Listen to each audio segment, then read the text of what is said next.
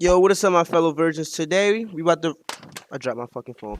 We about to react to the deeper dives, the fighting business as always. Every time when it's a big UFC event, we always like to watch the fighting business all together like real men.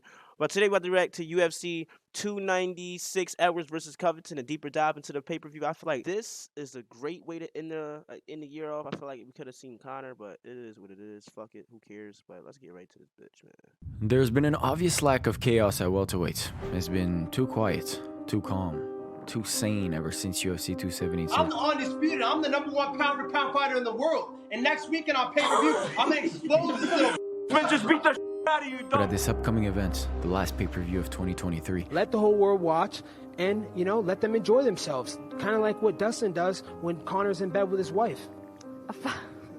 I don't know how to say that. he's coming back. And probably most fighters that you talk to can't even find an Uber ride to get here, but I'm showing up in a helicopter, so I think that shows who runs business around here. In the main event of an absolutely massive pay-per-view, Well, you're in a helicopter while my man's McGregor on a private jet. Get your level up, get your money up. Leon Edwards, the welterweight champion of the world, will make the walk towards the octagon to defend his title, and his nemesis that night will be Colby Covington. An absolute fucking nightmare for the welterweights in more ways than one. I just think that he's going to wrestle harder than Usman did and, probably get the job done, unfortunately. I hope Leon leaves him in a stretcher, just beats the dog breaks at him. As for the rest, just hold on a minute. Let's make this one special. Welcome to the fighting business. For the first time in TFB's history, we'll go through the entire main card. Yeah, all 5 fights. Usually picking the segments for deeper dives is real easy, but this time around, This fucking pay-per-view is just like, every fight is just mind-blowing, bro. so much going on. Championships on the line, contender clashes, possible heartbreak in the making, and even some outside octagon drama. Yo, the situation that's going on with Ian Gary, bro, that shit is terrible. I feel bad for him. Buckle up, because this will be long. But if I had to pick one card to honor with full coverage, this would definitely be the one.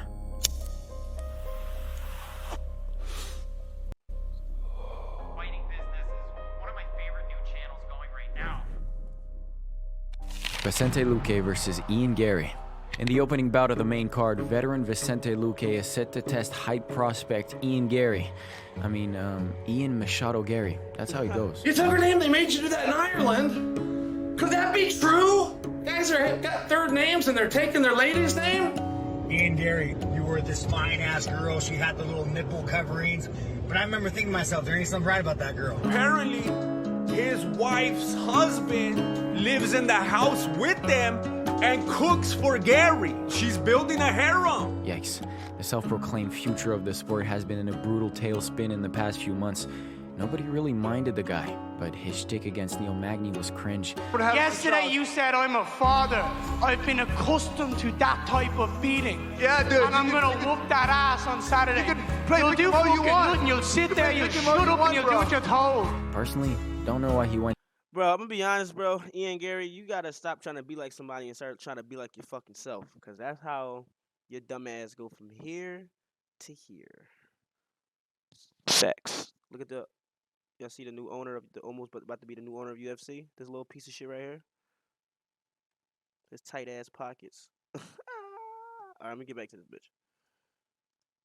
that way to build a fight, and when it came time to drop it and show respect, he doubled down and humiliated an already defeated Magny. That guy's going home in a wheelchair, and I fucking said it.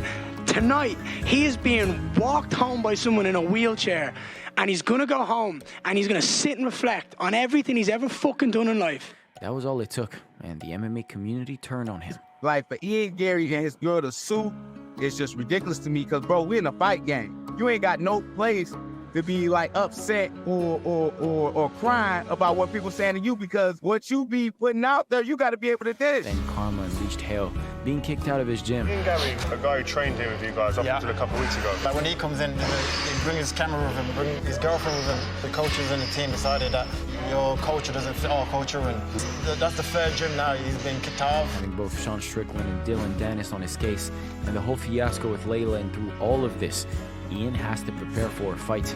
Vicente Luque and Ian Gary used to be friends, but then Gary declared himself as Jesus Christ on Luque's Instagram post for some insane reason, and now I'm not so sure anymore. Ian Gary is out to make everyone an enemy, but in this surge of hate and vitriol, we did forget that there's a reason why Gary is a hyped prospect and undefeated in his career. Luque is a hard-nosed veteran with good skills all around, but Gary has a much more refined stand-up game.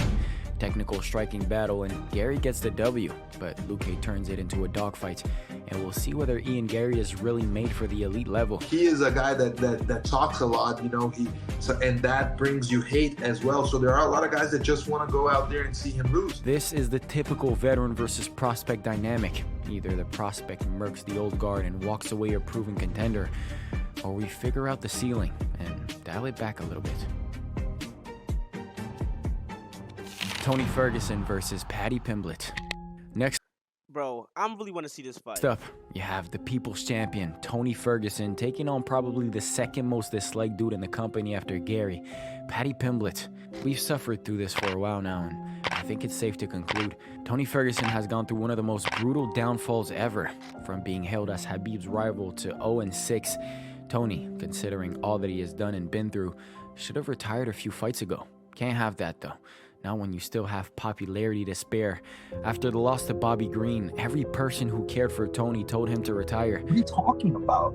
Like, hey, you're retired, right? I'm like, you, like, no, I'm not retired. Like, you go retire. Like, I have to do. But a couple of months later, and his return fight was set against Paddy the Baddy Pimblett. Can't wait to get in there and put me skills on show and show everyone. Even though I've been off for a year, the Baddy 2.0 is coming.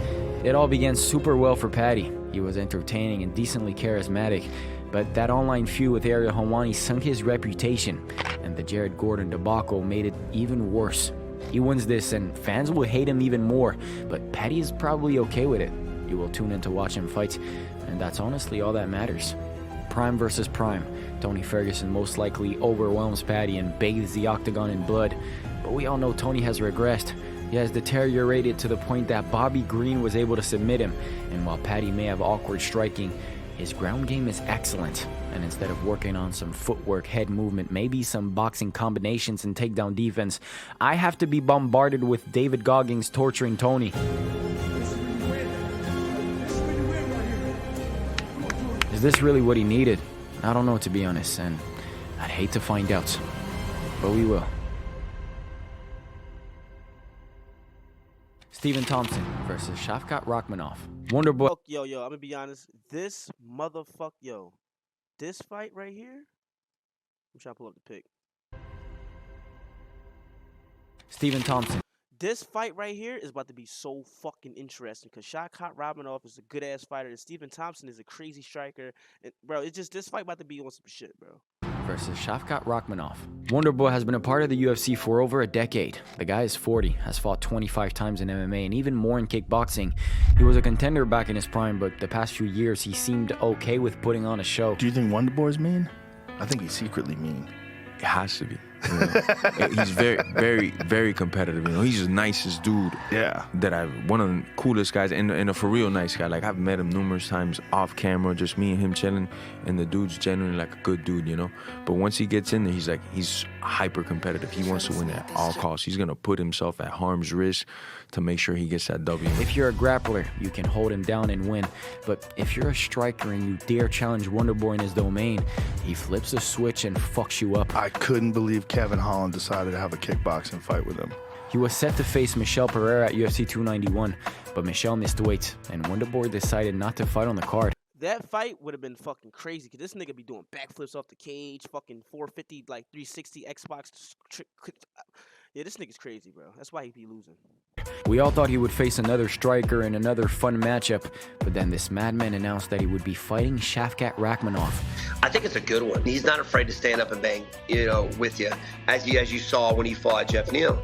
His wrestling accolades, his jiu-jitsu accolades are really high. So, but every fight starts standing up. Undefeated, 17-0, all finishes, young and in his prime, an absolute savage. Он такой же боец новой суперволны, как и ты.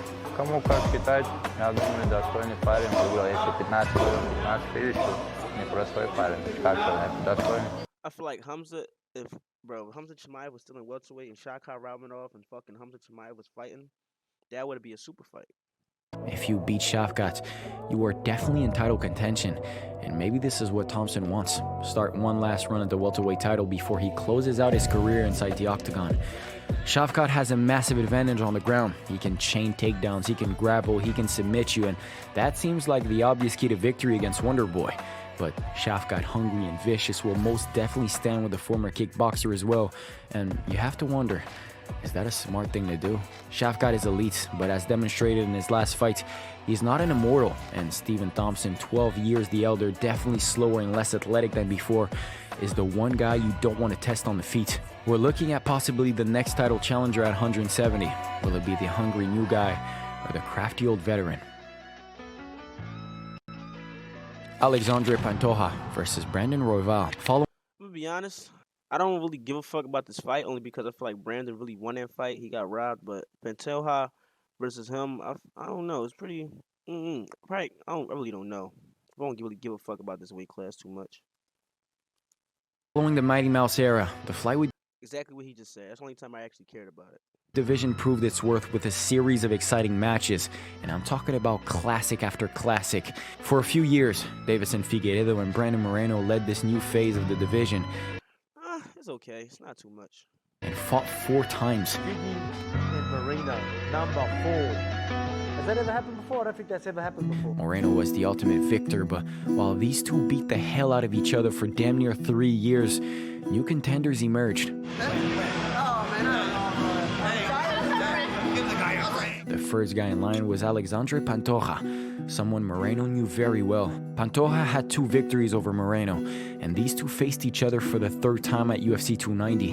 It was the fight of the night, another badge of honor for the flyweight division, and while Moreno fought his heart out, the cannibal did just a bit more and became champion. I'm worked so hard for that. If you know my story, you're gonna love me.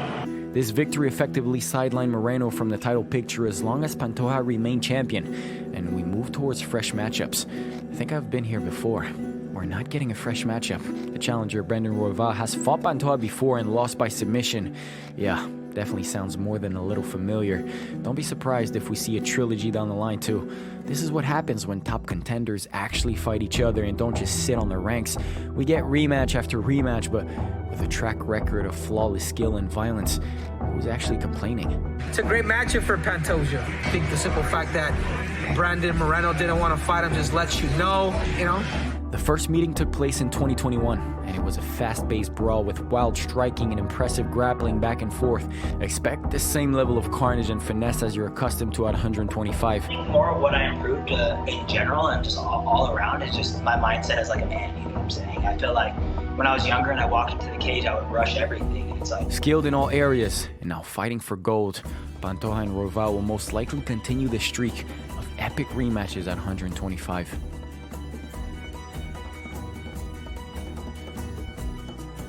For the first time since 2019, a welterweight title fight closes out the event, and Kamaru Usman is nowhere in sight. The Nigerian Nightmare was dethroned by the current champion Leon Edwards. It was no easy feat, but with that head kick at UFC 278, Rocky brought an end to the Nightmare, and he beat him again in London, finishing the rivalry and setting up the welterweight division for a fresh start. I remember, like I said, 4 years ago, I was getting booed. No one knew who I was. Covington, Masvidal, all shunning me away. Now I'm the king. Now they're all running and begging and turning up. And so now, like I said, I'm the king. I'll decide who's next, and I'll go from there. Immediately after his win at UFC 286, Leon had to go right back into the same training camp to prepare for another freak of nature wrestler in Colby Covington. I don't know what they brought him in. He ain't fought for like a year and a half. He's been sitting out, going through court cases with Masvidal, and it's random that he's the front runner for the world title. It doesn't make sense to me. After going through 4 featured bouts, we end up at maybe the most anticipated one. Leon Edwards versus Colby Covington. Let's track the path of these two. Leon had to fight and claw his way for years and years. At every crucial point, something happened. Rematches for more popular contenders, no contest, Nate Diaz laughing at him, and the company just not keen on giving him a title shot. Eventually, after Usman had wiped out the division, Leon finally got his shot, and in Salt Lake City, he did it. A long road to get here, with lots of blood, sweat, and tears to pave the way. But all is well if it ends well, yeah? On the other hand, Colby Covington will have his third title shot in 5 fights over the span of 4 years. You have guys fighting on top of the division, constantly fighting, winning big fights, and Colby's hasn't fought in almost a year. I'd say Conor McGregor-esque, but even the Notorious one didn't have it this good. If you're making the business decision, not what the fuck is right morally, I'm gonna make a business decision. You make Colby versus Leon, which is fucked up. Covington definitely performed during his win streak to the first title shots. Even in the loss to Usman, you had reason to believe that this guy would be a contender for years and years. I'm coming for you again. You know who was winning that last fight. You're on borrowed time, motherfucker. This is my time. I'm getting my belt back. Almost a year away, and then he fought Woodley. Another year off, and he rematched Kamaru. A couple of months later, he fought his best friend turned rival Jorge Masvidal, and that was all the way back in March of 2022. Do those numbers paint a picture? You tell me. With the legal stuff going on between Masvidal This nigga's a Dana White guy. and Colby, we weren't sure we'd see Colby fight in 2023. But at UFC 286, Chaos Covington showed up as a replacement fighter, made weight, and then he headed over to the media, burying everyone who mattered at 170, from Leon to Hamzat. I was referring to that dogface. Millions of dollars put into this guy in marketing, and he had the easiest fight in the division, the soy boy Nate Diaz, and he still couldn't make weight. Apparently that was enough, and Dana White awarded Colby the opportunity to face the winner of the main event, who ended up being Leon.